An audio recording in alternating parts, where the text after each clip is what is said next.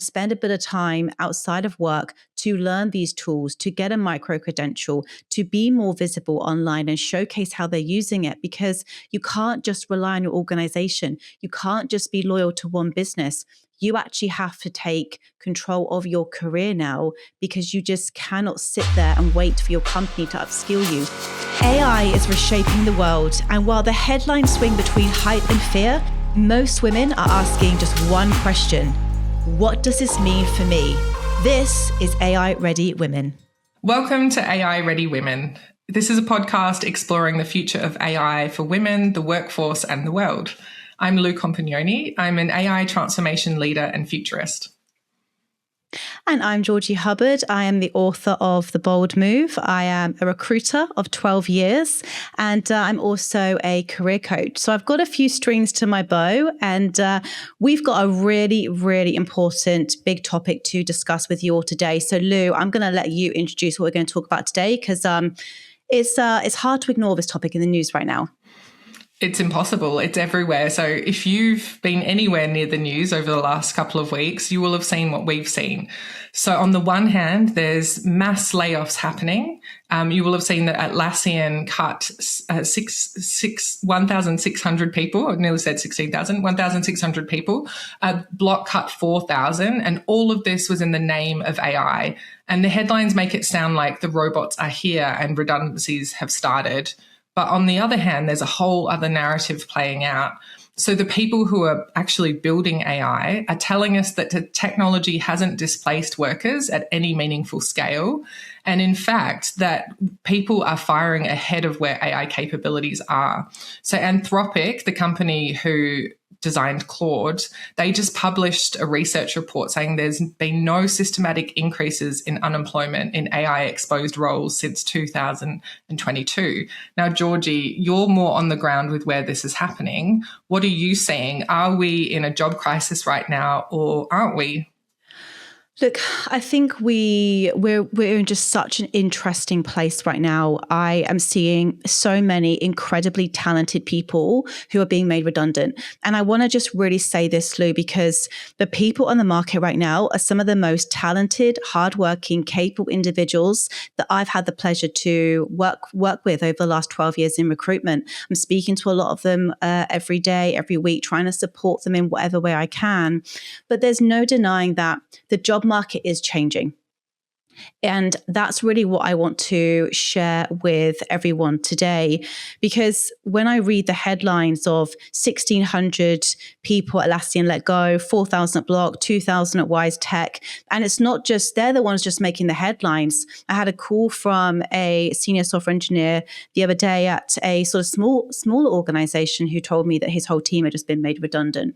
So it's happening more and more. And look, we'll go into why we think this is happening, but I think that it's so frustrating and saddening to me, because I don't feel like these people are being set up for success. They're just literally going into work, getting sent an email saying your role is no more.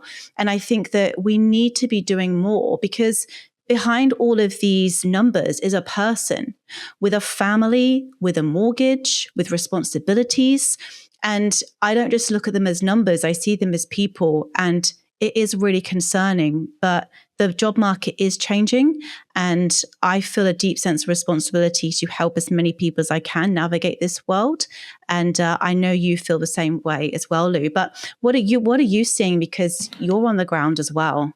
Yeah, I'm seeing the same. I'm seeing really good people losing their jobs in all sorts of industries. It's not just in tech industries. It's not just in development. It's across recruitment, insurance, lots of different areas.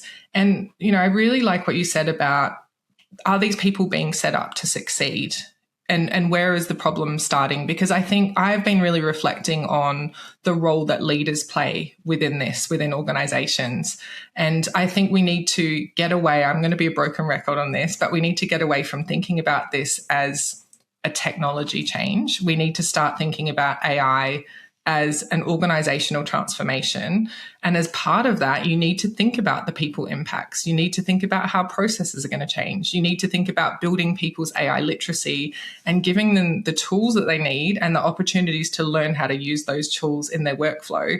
I think it would be really hard if you were in a company that didn't provide that and then this redundancy came out of the blue. Like, I'm actually really lucky working for Datacom because we are so involved in upskilling our people and we want to take them on the journey with us. But I don't see that in all organizations. In fact, a lot of them, I see them putting tools in, not providing any training for their people, and then wondering why they're not getting productivity gains. But they're not even thinking about the fact that AI is only as good as adoption. I just think it's wild. Well, and on the flip side of that, candidates are getting penalized for using AI in interviews. They're being asked questions like how to use AI, and they're being really, I guess, almost tricked in terms of like what answer they want. And I think there's so much confusion around this. And there's something called like shadow IT, where people are using AI, not telling anybody they're using AI. So there are obviously some people are in organizations where they're even scared to say they're using it, but then the next week they could be made redundant. So what's happening here? I feel like there's just so many mixed messages, but I agree. Leaders need to take some responsibility now. Organizations need to take some responsibility. There needs to be open and transparent conversations. And, I'm not going to name the company, but I sat in a boardroom very recently and somebody said, look, at the end of the day, there will be a restructure, and those that aren't using the tech and the AI, they're going to lose their jobs. And I said, well, are these people aware of that? And he's sort of shuffled a bit, could tell he was a bit uncomfortable, but the answer was no. So I thought to be that's so responsible. So responsible. It is. I mean, interestingly, I've seen it in the news this week. Accenture, Julie, their CEO, said that they're now adding use of AI to performance metrics for their people, and they've publicly talked about that. And in fact, it is a prerequisite for leaders especially to be eligible for a promotion that they're actively using AI and thinking about how it's going to transform their area. I like the transparency of it. You may or may not agree with how all in they're going with AI, but at least they're telling their people that it's a requirement and they're aware that they need to go on the journey with them. Yeah, because that's what's causing the anxiety. It's the unknown. I think that if organizations said, look, this is our strategy when it comes to AI, this is the baseline that we need everybody to be at, and this is what we're going to do to ensure that no one in this organization falls behind. And then it's up to the individual on top of that, just sort of, I guess, mandatory training to then go away. And I am encouraging people to do this and spend a bit of time outside of work to learn these tools, to get a micro credential, to be more visible online and showcase how they're using it, because you can't just rely on your organization. You can't just be loyal to one business. You actually have to take control of your career now, because you just cannot sit there and wait for your company to upskill you. You have to do this actively now. This is so important because, as we've seen over the last few weeks, your company could turn around tomorrow and say, hey, Sally, there's no longer a job for you now. And if you've just waited to get the training or waited and buried your head in the sand, you could find yourself in quite a confronting and difficult situation. So learn these skills. Don't wait for your employer to tell you what to do. I think that's really, really important. And I think be targeted about what you're learning. We've talked about this before. Don't try and learn everything to do with AI. I think it's the most powerful when you add AI skills on top of what you're already good at. So think about what your role is and what AI skills would make the most sense for your role. Don't try and become a developer if you don't like coding.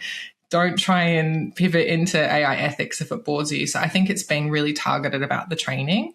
And if you need some advice, talk to someone like yourself, Georgie, who is a career advisor, about what is the kind of training that I should start with, or someone else who works in AI who can help you to sort of navigate that. Yeah. Perfect. Now, I want to sort of talk about the flip side now. So there's this new term that's been floating around called AI redundancy washing. It's the thought, so this comes from, there was this HBR article that I read last week about AI, the AI potential layoffs. So it's talking about the fact that companies are cutting workers because of what AI could do, not what it's actually doing today. So 60% of executives were surveyed, and they said that there's been a reduced headcount in anticipation of AI's future impact, not in terms of the capabilities actually today.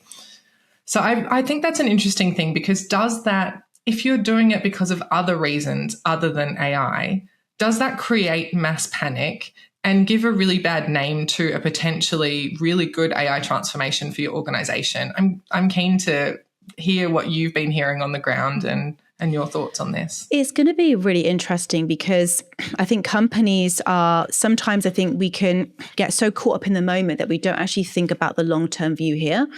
And there are some companies that during COVID really did tarnish their reputation. And now there's a lot of candidates that are like, I wouldn't even consider working for the organization. So I think that companies need to really be thinking about this. And I think the best companies now, if I was running a big tech company, for example, I would be out there saying, this is what we're doing in our organization to make sure we're upskilling our employees. And this is how we're thinking about our roadmap. And I'd be speaking very openly about it. Now, of course, like I know that there's a lot of politics within a big organization, but let's even just take a small to medium business, right? There is a lot you can do to build your brand as a place that people feel psychologically safe, as a great culture. And I think it's the companies that position themselves like that right now that could actually scoop up some outstanding talent. Because if companies are just rushing to let go of all of their top people, like we've just seen with Atlassian and Block, there are some, the best on the market right now. Now, if you're out there as a business and you're sort of putting your brand out there to say, we're looking for these people, this is our AI plan and our roadmap, come and join us, they could get the best, and they could shoot forward if they really wanted to. So I think there's a massive opportunity for a lot of companies to play the opposite game and go against the grain and go against the noise of all these companies just making all these mass layoffs and tarnishing their brand, to actually go the other way and say, hey, look at all this top talent that we could scoop up and help us build something exceptional. So that would be a really smart way if I was a small to medium business right now to be thinking. And I would want to work for a company like that. 100%. I know a lot of people that I've talked to have said that they actually are starting to, in their interview process, weed out what people's attitude is towards AI in the organization. So they're asking things like, do you have AI tools available? What training are you giving your people? Do you have an AI strategy? And if they don't, they've actually decided that's a company they don't want to work for. So I think you raise a really good point. It is actually a point of differentiation. And I've been thinking about, I don't like the fact that a lot of organizations are making these decisions at a sort of boardroom and leadership level, and they're not involving their people. Because I think it could be extremely powerful to co-design what your organization could shift from and to as a result of AI with the people who are running it. And then you could actually have them have a sense of agency in the transformation that it's bringing. And you might actually identify new services, new offerings, better things that you could do with AI, rather than just starting with, well, we're bringing AI in, we need to cut the workforce to pay for it. I think it's sort of reducing it to something that's very, I don't know, behind closed doors and a bit sinister. Yeah, absolutely. And I just think that's what's driving the anxiety and the frustration. But I think also that if I was an individual right now, obviously I've worked for myself now for the last 12 years. And I think that I'm saying to a lot of candidates right now, this is also your time. If you've ever thought about starting a business, if you've been sat on an idea, this is the time, because there's never been such an opportunity to build something right now, to utilize these tools. So stuff just being loyal to one organization, actually be thinking, okay, in my spare time, what could I be building? How could I be monetizing all of this value and this IP and these skills that I have? I think that's another way that the individual could look at this right now and go, okay, yes, there's a lot of companies out there making people redundant, but how am I as an individual going to ensure that I have got other sources of income? And that's where we talk about the portfolio career. That's where we talk about multiple streams of income, because I think that one thing is for sure, we can no longer rely on going to work, getting paid a salary, and we're going to sit in a safe job for the next 10 years. Those days are gone. So I do think it's really important for people to be thinking, and a lot of people are saying it, think like an entrepreneur. Well, that's easier said than done. I would start by thinking, what skills do I have and what problems do I want to solve? And I think that's a really good place for people to be starting from. So I do think we flip the script and go, how could I see this as a powerful opportunity to utilize this technology for my own benefit and create something for myself as well? I think that's a great way of looking at it. And I think getting away from seeing yourself as a time and materials resource. Yes. So we had the amazing Melissa Clark Reynolds on our last episode, and I just loved that. And I was reflecting on, when you were just talking, the way that Melissa approaches herself and her own business. So she's a sort of futurist and a consultant. She does strategy and so on. And I remember her being interviewed on another podcast where she talked about how she thinks about 3 income streams when it comes to her and her own brand. So one of them is she's gone away from, she doesn't think about time and materials. She thinks about outcomes-based pricing. So how much is this worth to someone for me to do this?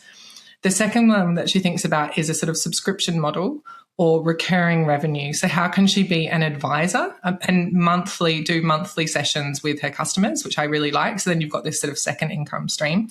And then the third one is about IP. So what is the sort of revenue that you can create from products or frameworks or assets or something like that, that becomes something that you can actually make. It's almost passive income for you. Once you've set it up, it might be an online course that you do, or it might be some trading cards for workshops or something like that. So I think thinking about those 3 things and getting away from, I am just a sum of my time and there's not enough time in the day to do another job. For a lot of people, they don't have the energy or the desire to have a second job as a sort of lifeboat. So I think thinking in a different way about what your time is worth and how you're going to do it. Yeah. And I do think that this isn't probably the time to just be going to the beach and sitting around. I do think there is a little bit of a sense of urgency now where we do have a ticking clock, and I would encourage everyone to not burn themselves out, not work like a crazy person, but just set aside some time each week to think about maybe other ways that you could be monetizing your skills, and just what are the opportunities in your industry. And final thing I'll say on it as well, because I was having this conversation literally this week about a great candidate. I had a contract opportunity and they said to me, I only want perm right now for stability.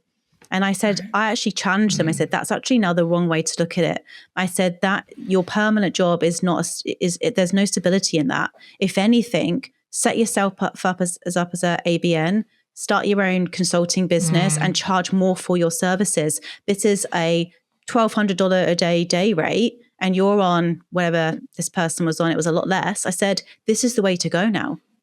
Yeah, and they were like, people are scared. Yeah, they are, Lou. And there's a whole thing about job hugging as well. Like, I've got to hug my job. And I'm like, no, this is not the time to retract. This is the time to be bold, as I say in the book, and start putting yourself out there. And I know that's tough, but I think that this is the mindset we need to have in this market.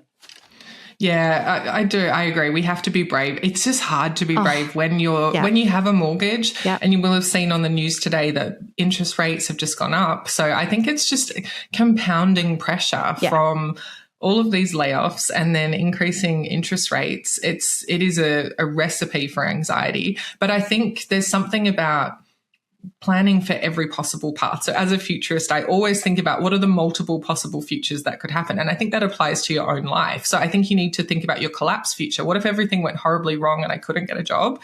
Your transform, what if I was completely different? Your growth, which is what we were talking about earlier, which is what if I was the same, but I added some new AI skills to it? And then the constraint. So what if I was surrounded on all sides? What would I do? And I think that's actually a good way to do it. And then you kind of have plans for each of the ways that could play out.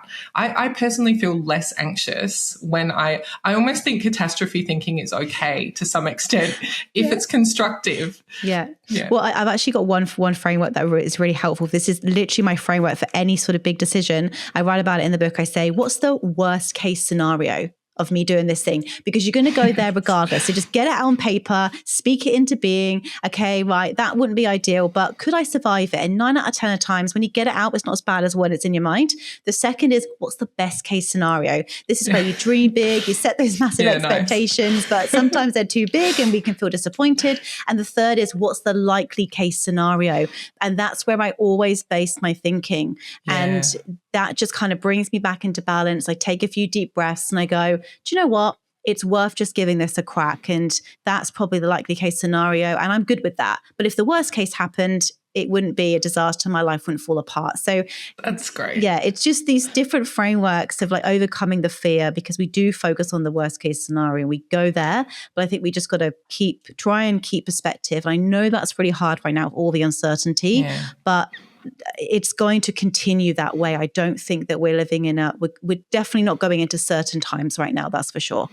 We're not. I was just smiling because I heard a therapist once say that every worst case scenario ends in people dying or going to jail. So I was just... Yes, correct. 100%. So let's take that off the table. I like that way of thinking, though, that it's basically cognitive behavioral therapy that you've gone through. You've kind of gone, well, let's now make it a realistic thought. Realistically, I'm probably not going to die or go to jail if that happens.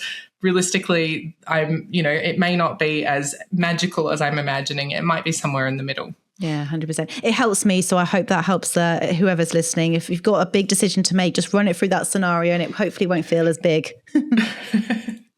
Okay, so I'm going to go back to these layoffs, because I think we need to talk a little bit more about it, and especially Atlassian. So I'm fascinated by the way not only this was announced, but the reaction that people have had to it. So the CEO, Mike Cannon-Brookes, framed it as the fact that they are becoming an AI-first company and they're reshaping their skill mix.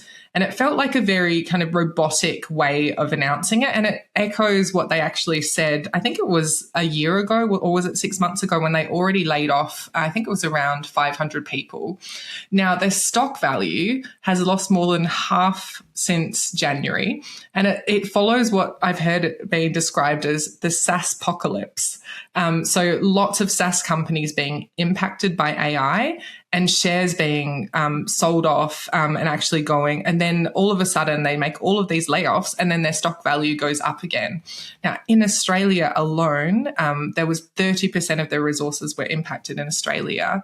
And, this is really close to home for us, given that we're in Australia. So, I'm just thinking, what are you making of all of this? And I really want to know what you're making of the announcement and the way that it's communicated by their CEO.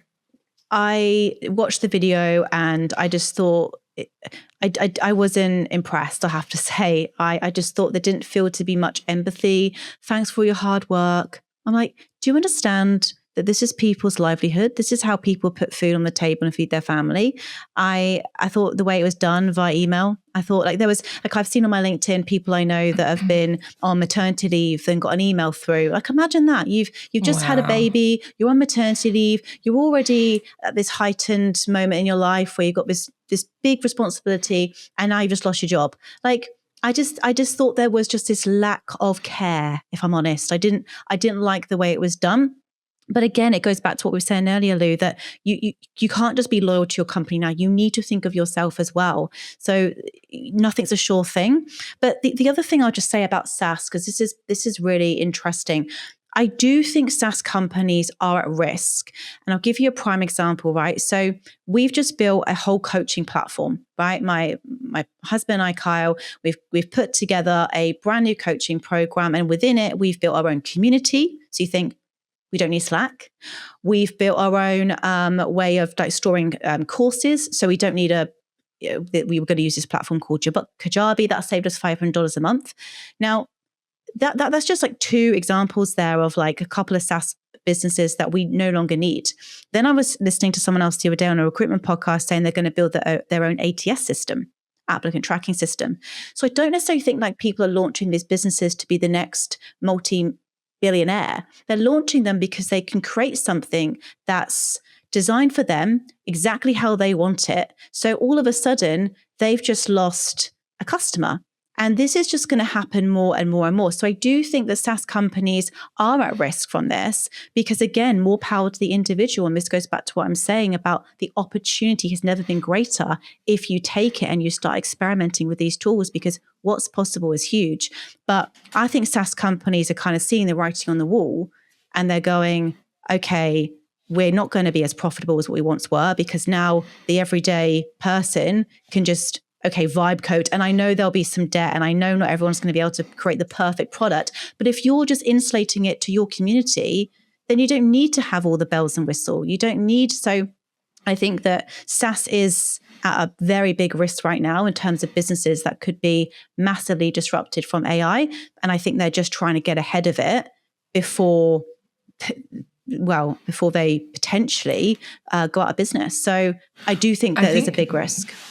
I think agents play a big part in that as well. So something interesting is that if people are using AI agents as their interface into everything, so that is AI that takes on a whole workload or does actions on your behalf, what does that mean for the amount of seats that you need from a SaaS product? So if an agent now is orchestrating all of the actions, you don't need 4,000 people in a workforce. You might have 10 agents or maybe less that are actually, and everyone is using agents as an interface into that SaaS product. So I think it really needs any SaaS product that isn't doing very strategic thinking about how AI is going to impact their future. And it's not about AI washing their product. It's not about adding AI powered features. It's thinking about what's at the essence of their product and what are they actually selling. So is it their network effect that has value? Is it their data? Is it actually the service that wraps around it? Get away from thinking about it as a platform and think about what is the core functionality that people are buying from you that can't actually be replicated through people doing vibe coding. Now, I want to pick up on that vibe coding thing a little bit.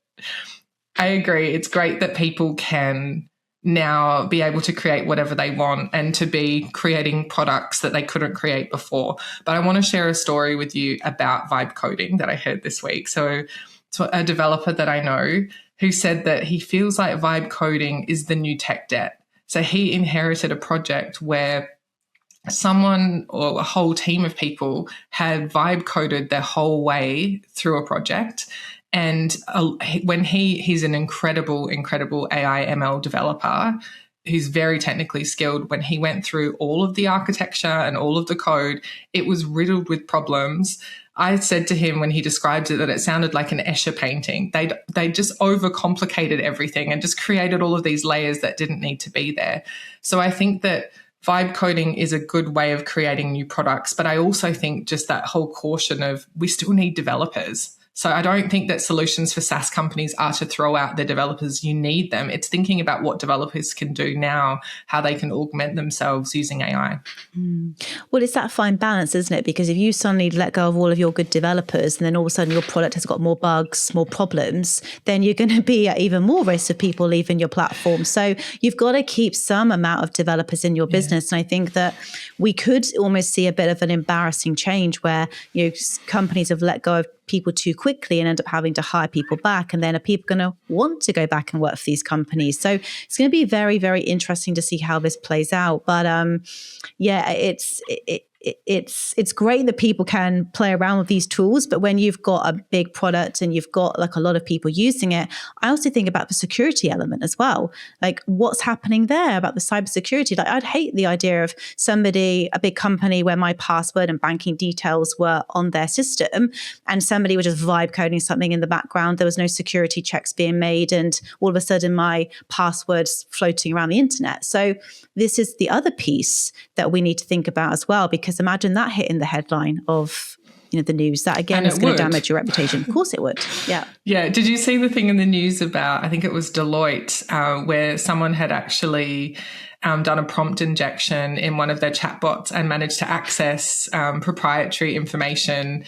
So it was basically, it tapped into their knowledge base, and they used something like a virus that was from the 90s or something. Like there was some really strange prompt injection that they used. So it shows that even, bigger companies, they're needing to think about how do they need to, if they are having AI interfaces into information that's theirs, they really need to be thinking about how they do it securely. And that's going to require people and really good technical knowledge. That's irreplaceable.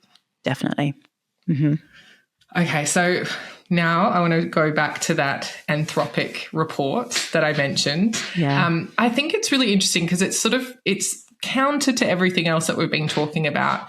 It's sort of trying to measure the impact that AI is having on society. And they've also started, now I brought it up earlier so that I could remember the name of it, Anthropic Institute. They've also started Anthropic Institute. So this kind of runs in parallel, which is actually a whole body of research with lots of really skilled researchers and philosophers and so on, thinking about the societal impact of AI, how many jobs it's going to impact, what industries, what that means for people, basic income and all of that kind of stuff. Now, this report on the labour market, though, starts to dig into the roles that are going to be most impacted by AI and what are most exposed. So no surprises, computer programmers. So that was 75% of task coverage for computer programmers. Customer service always comes up. Data entry, medical record specialists. Now, the least exposed, cooks, mechanics, lifeguards, bartenders.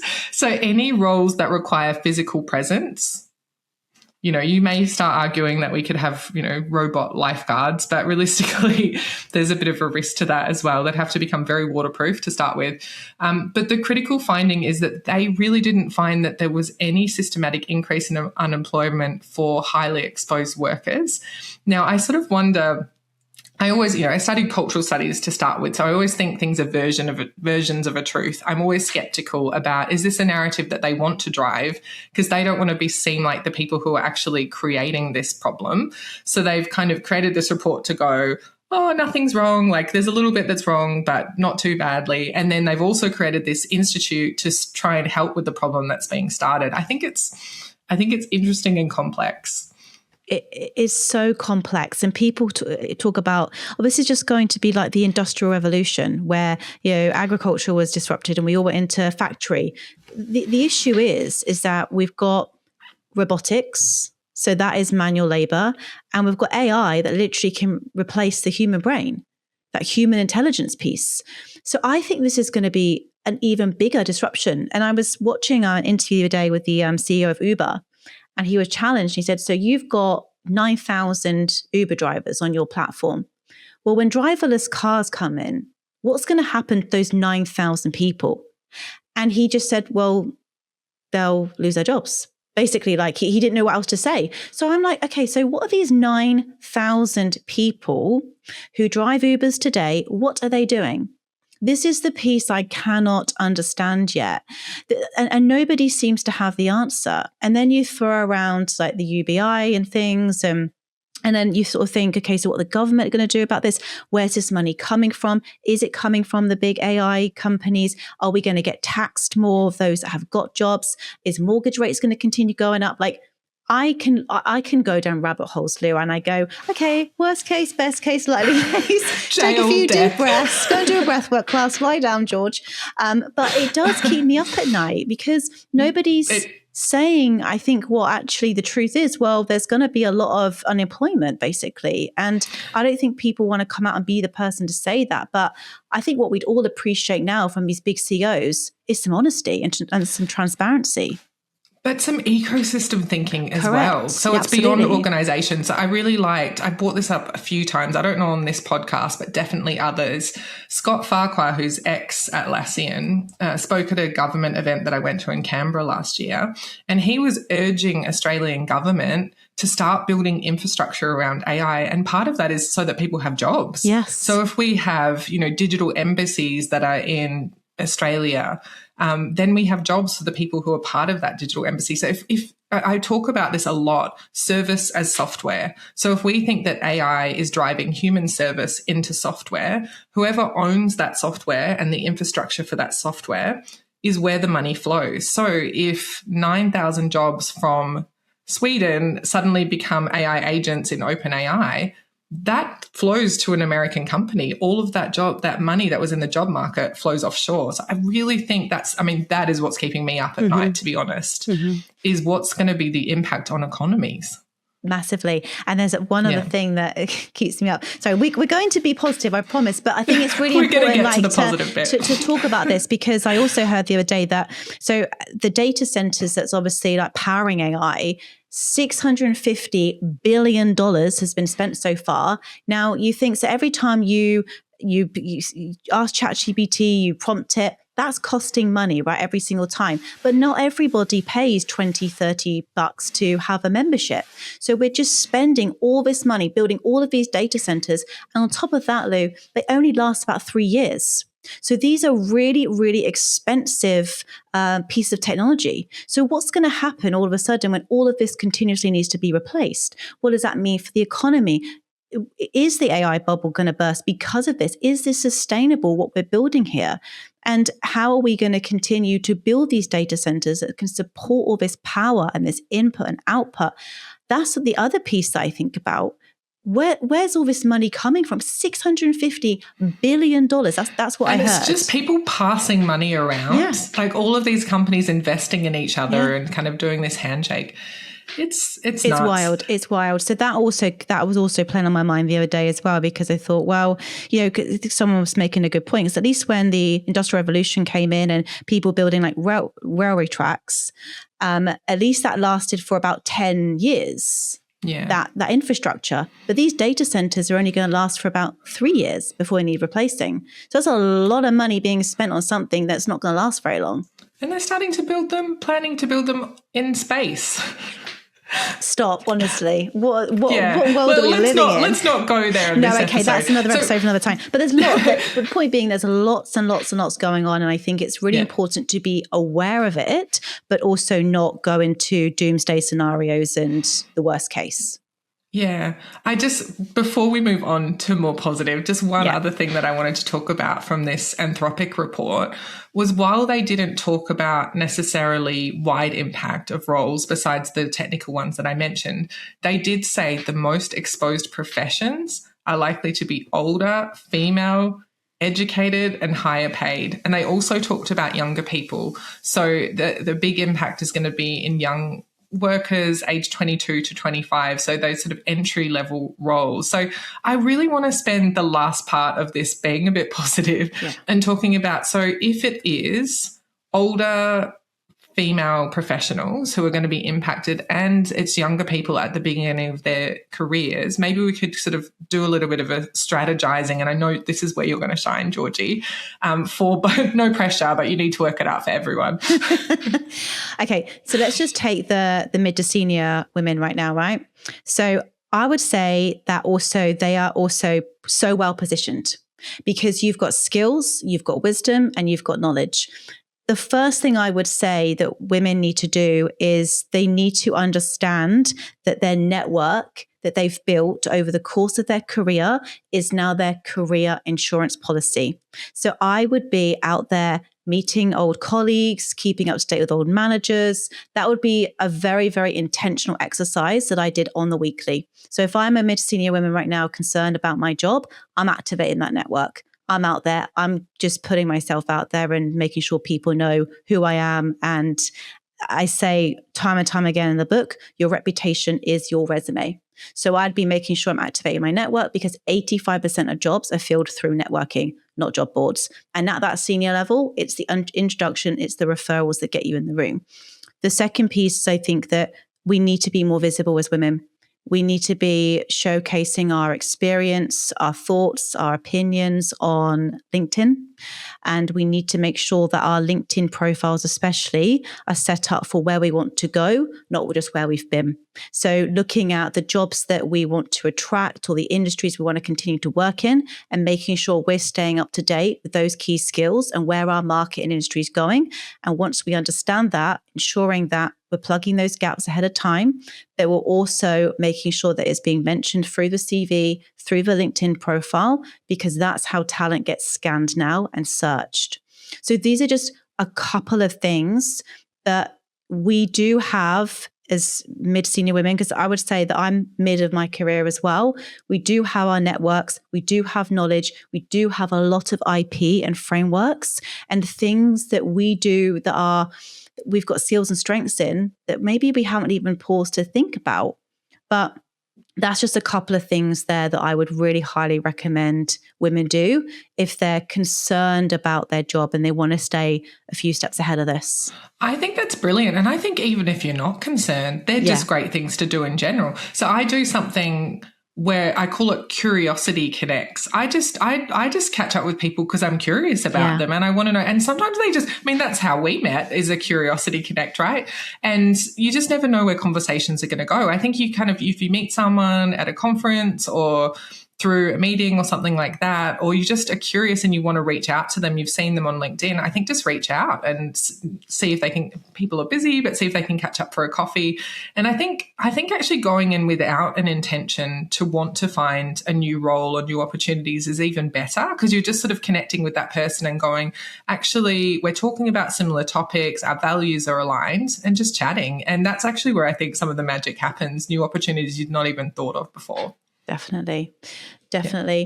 And then I think that in terms of the more sort of junior women, I think the same things apply, Lou. I think you need to be thinking about, I wish someone had said to me at the start of my career, build your network from day one. Start to figure out who's who in your industry, start to connect with more senior women, start to put yourself out there a bit more online, build your brand, be more visible. When you're in your place of work, put your hand up for those stretch projects. Make sure that you are working in cross-functional teams. Make sure that you are keeping up to date with the latest technology, because you've got a number of years ahead of you. And the more time you spend doing this now, the more opportunities are going to come to you down the track. So I would be very intentional about thinking, who do I want to network with? Who do I know and who do I want to know me? I'd be definitely thinking about building some sort of personal brand online through LinkedIn. It's so important. I can't stress that enough. I would be making sure that I am very, very ahead of what's happening in my industry right now and ensuring that I'm playing with these tools, AI tools. I'd be working and doubling down on my human skills, my communication. I'd be putting myself in positions where I could learn to do some public speaking, where I could just put myself in these opportunities where I'm going to be outside of my comfort zone.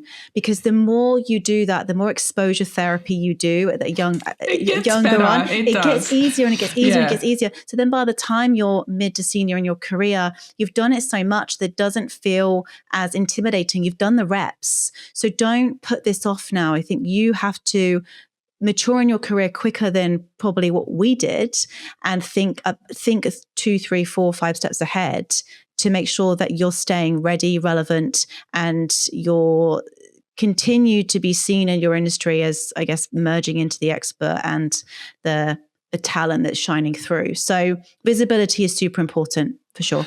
And sadly, it's not a time for introverts. It just isn't. I'm an introvert. You might not know this because I do things like podcasts and speak in front of rooms of people, but I had to get through it because I knew that as part of, you need to build a reputation in an industry, and part of that is actually sharing your thinking. And there's 2 things that helped me. One is a bit more dramatic.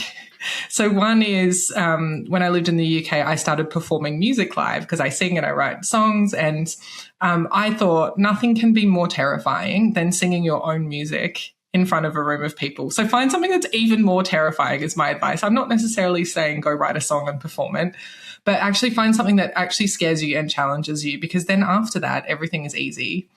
Yeah. And then the second thing is, get excited, like try and transform your nerves as an exciting opportunity to talk about something that you're really interested in and really passionate about, and you have a captive audience. So just info dump. Think about it as, a time to info dump what you're passionate about and just enjoy it. Yeah. And I will also just say this as well for the younger women listening to this, like really do think about how you can monetize your skills, have that entrepreneurial mindset towards the things that you do, think about the problems that you're interested in solving, and play around. If you're in a position where maybe you're not mortgaged up to the hills and you don't have a couple of kids, use that. This is prime time for you now to just experiment with as many things as you can. And I think that they're the years where you can take a few more risks.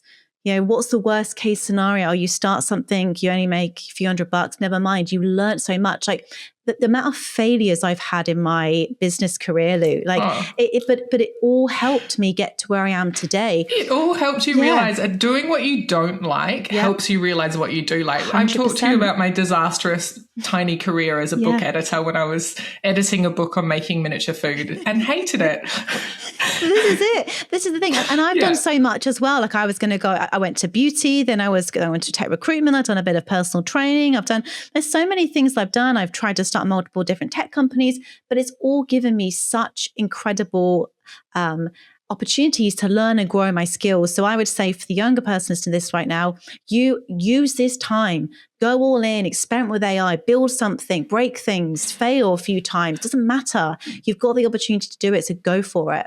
But at the same time, don't think that the answer is to study AI, or not in the way that you think. So, you know, that Anthropic report talked about 75% of tasks done by a software developer are now being moved into AI. So I think the temptation is, I better go study AI, which means I need to learn to vibe code or I need to learn to become a developer. But I actually think it's more powerful to think about how you can add that domain of AI to another expertise. So think about really good growth areas that aren't going anywhere. Healthcare, law, education, sustainability. Trades are also amazing. So if you think about electricians, plumbers, because of all the water requirements. So I think it's sort of combining something that is a sort of growth area or a stable area and adding AI fluency. Because regardless of what you do, even if you have your own trade, using AI to help you with your invoicing and all of that stuff is going to be helpful as well. But don't just limit it and go, I'm just learning AI. Definitely. And the final thing I'd say, that 2 skills that I've built over the course of my career are sales and marketing. If you can sell, Lou, you'll always be able to make money. Like I love sales, and I've always been in sales my entire career. But I wouldn't say it's something that naturally came to me. I just continued to sell things I believed in, and I continued to get better at pitching and negotiating. I think that's a really powerful human skill for young people to learn. Again, it all comes back to how you communicate, how you sell yourself, how you position yourself. But God, these are such powerful skills, and not even just for young people as well. I think for all women, we need to be a bit more bullish. We need to be more bold. We need to ask and request for what we want and believe in ourselves a bit more, because in this world, we are going to have to champion ourselves and other women. So learn to sell yourself and market yourself and put yourself out there, because the world needs to hear from you and we need to be more visible right now. So that's my beautiful. I think that's such a good place to stop, because I think that we've stopped at the most positive part of the podcast. We started so miserable. We did. I think that was great. Thank you. Thanks, Georgie. And thanks everyone for listening. And please get in touch with us if you want to hear about any particular topics or anything's on your mind, or if you know an amazing woman that we can have on the podcast to talk about AI or anything that you think is relevant, and let us know. Amazing. Lou, always a pleasure. And we'll see you all again very soon.